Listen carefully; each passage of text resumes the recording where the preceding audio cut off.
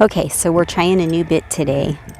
Normally when we ride in a snaffle, we have a 3-piece or a 2-jointed snaffle, and it usually has a donut in the middle, and the mouthpiece is a little smaller, not too small, but it's ridged, and he seems to do well with it.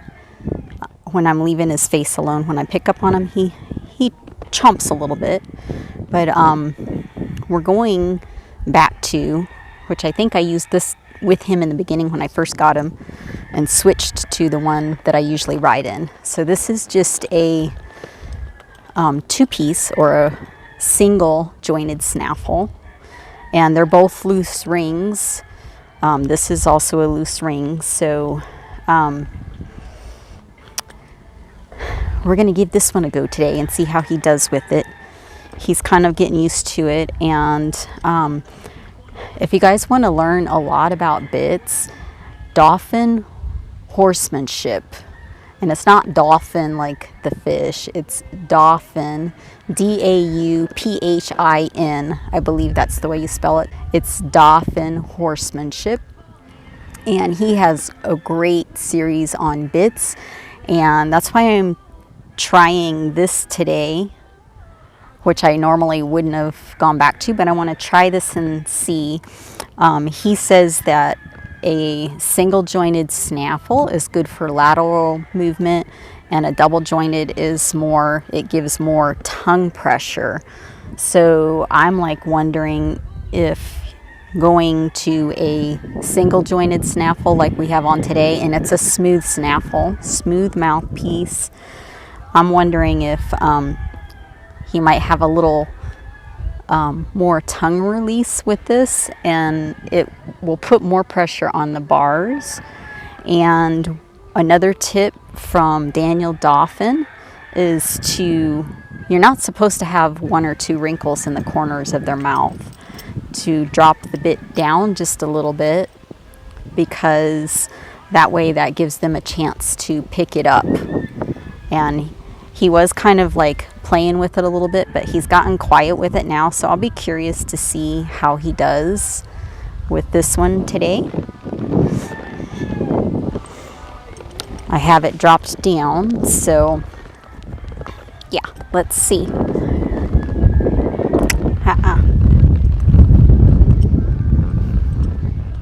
With the one we normally ride in, he's usually pretty quiet with his mouth, as long as I'm not really touching him. Oh, I forgot my stick. Walk.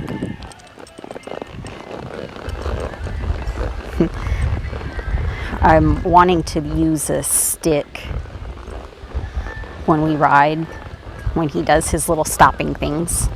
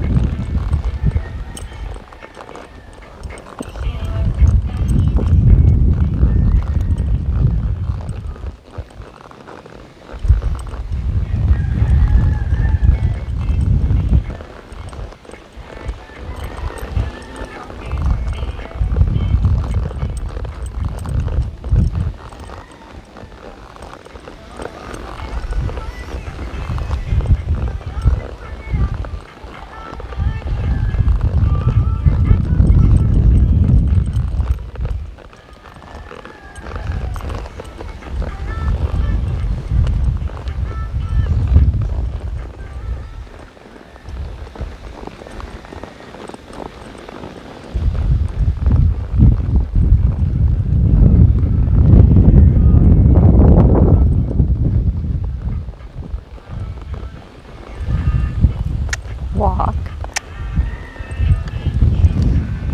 Another thing I've done is the chin strap. I think usually goes below the reins, like when you're holding the reins, it goes below it, but Daniel Dauphin puts it above the reins. And yeah, so we have that today too. Walk.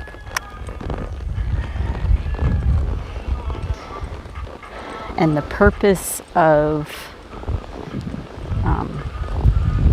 dropping the bit so they can kind of learn to get a hold of it is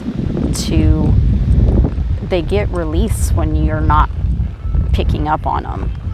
If it's too tight and they always have a wrinkle or two, they don't ever really get like a full release. And I always feel like when I ride, I ride and I give release. I pick up and I give release.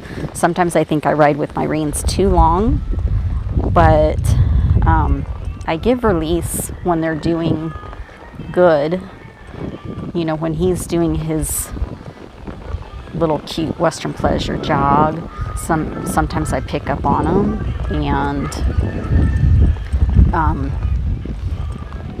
fix him, you know, whether he needs to you know, be pushed with my legs or corrected with my hands. And I'm kind of losing my train of thought because of that music over there. Walk.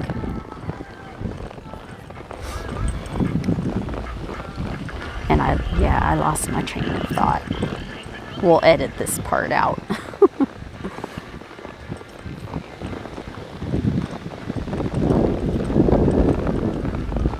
Okay, so now I'm going to make him kind of bend around more in a little bit smaller circle.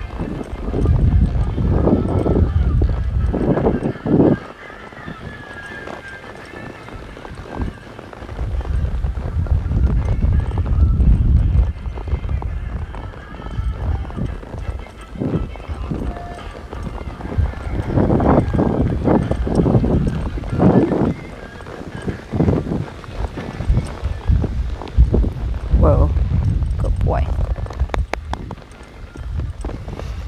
Okay, he's constantly playing with it, which doing circles like that, he might be doing that with the other bit too. So one thing that we're going to try is our two tracking.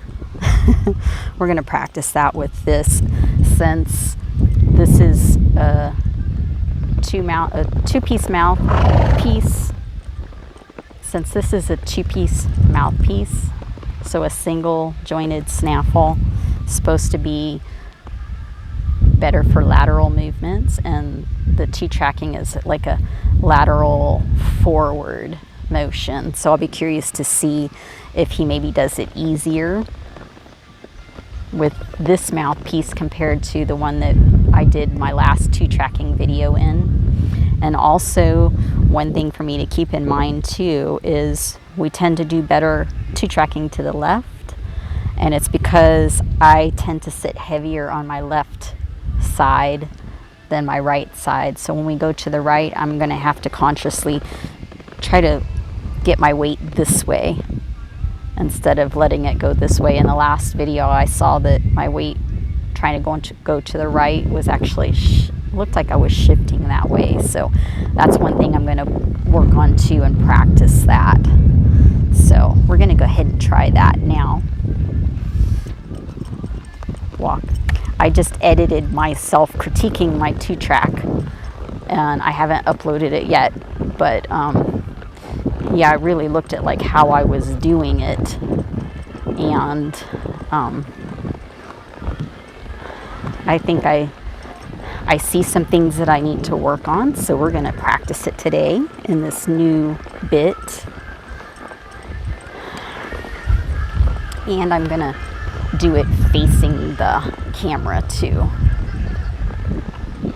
so I can watch my hands. Okay, so actually, you know what? Let's go to the left first, since that's our better way. We're going to go to the left first. And another thing I said I was going to try was shortening my reins a little bit when I do it. Well, Good boy. So in the beginning when we started it, he was good because he had his head down, but then as he got a little uncomfortable, his head came up, and then my reins were way too long and I had my hands way up here. So we're gonna tighten him up. So we're gonna tighten up on him just a little bit and walk. We're gonna walk forward first, and then I'm gonna ask him to step. So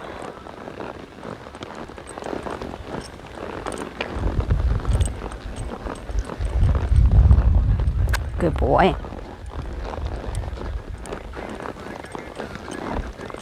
Good boy. Good boy. Oh, that was good right there. Good boy, right towards the end.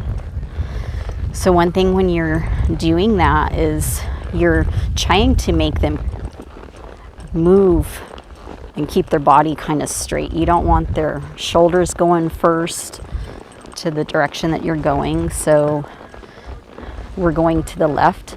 I don't want his shoulders to be moving out first away from his butt and vice versa.